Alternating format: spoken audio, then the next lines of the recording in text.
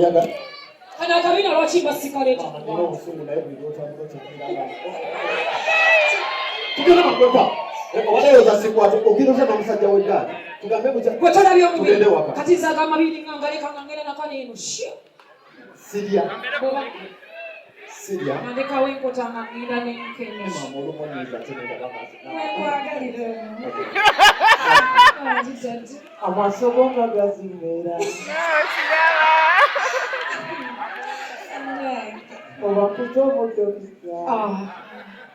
Neta mukulu. Basogo.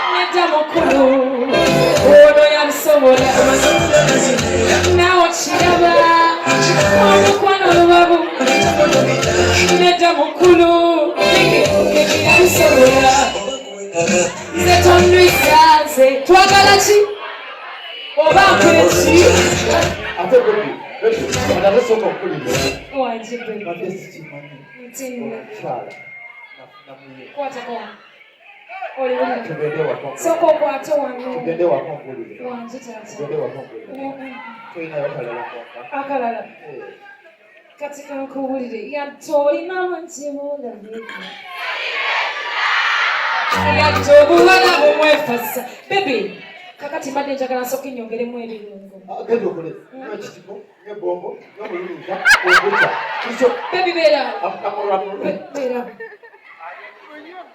Era dene ngendo ako obuzibu. Era dene ngendo kujja jjinja nkuze Masaka. Era dene bwe kutuusa ekiruddu namanya tuli salama ku hotel.